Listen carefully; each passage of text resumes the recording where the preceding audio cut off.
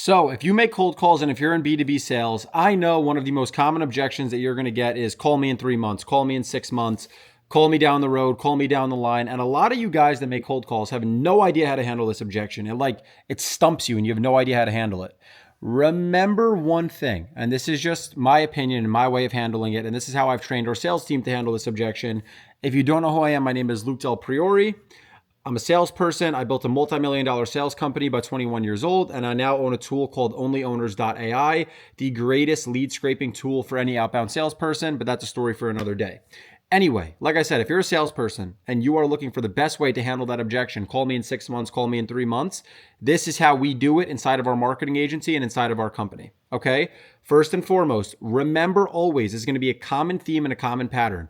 You need to make prospects drop their guard. You need to get them to drop their guard, get those feel-good brain chemicals going, make them feel like you are just a regular human being, a real person, and a reasonable man. And if you can do that, then they'll listen to everything that you have to say after that. So if a prospect tells me, oh, I'm busy right now, just call me in 6 months, you could be like, got it. That is the most absolutely polite way anyone's ever told me to screw off. Thank you so much. I really do appreciate it. I will absolutely never call you again, and I'm sure you'll never want to hear from me ever again. Am I right or am I right? Now they're laughing because they know that you're a reasonable guy. You're just BSing with them a little bit, and they're going to be like, oh, no, I'm just busy right now. And at that point, the real objection might actually come out, right? I'm just busy right now. I just hired a company to do this, so, now is not a great time. So now the real objection's coming out, right? What you can also say is, yeah, I guess I could call you in 6 months if I could get your credit card, your social security number, your home address, and your bank information. So you can literally just make them laugh because obviously no one's going to give you all that information on a random cold call.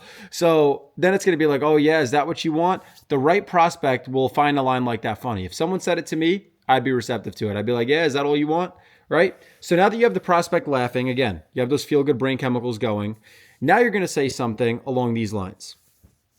Listen, John, in all seriousness, I get that you may have just hired a company to do something like this, or I get that you may be busy right now, but I love to work with busy people, and I'm sure the way that you built your business was moving with speed and doing things as fast as possible whilst maintaining quality. Am I right? And they'll be like, yeah, absolutely. At that point, you can just simply say, John, here's the deal. I know you want to have a meeting in 6 months. I'd love to have the meeting set up for now. Show you all the information that we have, show you what we actually do, being that we work on a performance basis. And then if from there you decide that it's a good decision, there's no obligation or no pressure to sign up this time of year. You can totally make a decision in 6 months, but I'd rather get the information in front of you now so that if you're rethinking something like this in 6 months, we don't delay the process. Would it be okay if I could just steal maybe 20 minutes of your time this Thursday at 3 o'clock to get the info in front of you so that you have something to decide on 6 months down the road?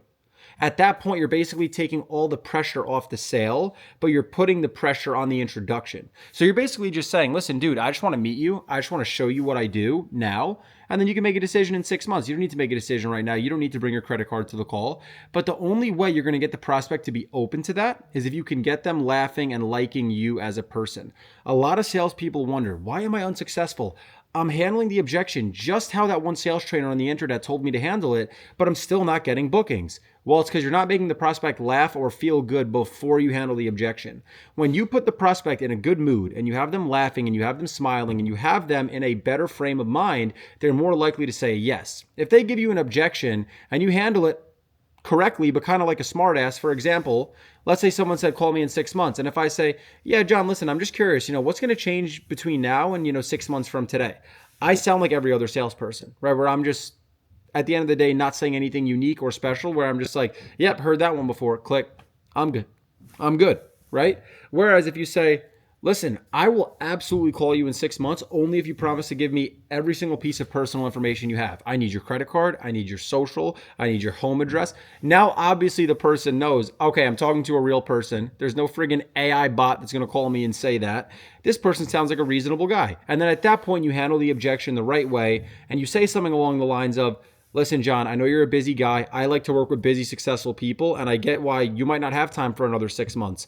But here's the deal. I'm not telling you to make a decision right now. I just want to get the information in front of you this time of year so I give you something to think about 6 months down the road when it might be the right time to make a decision like the one that you're thinking about making. So can we just carve out 20 minutes this Thursday at 3?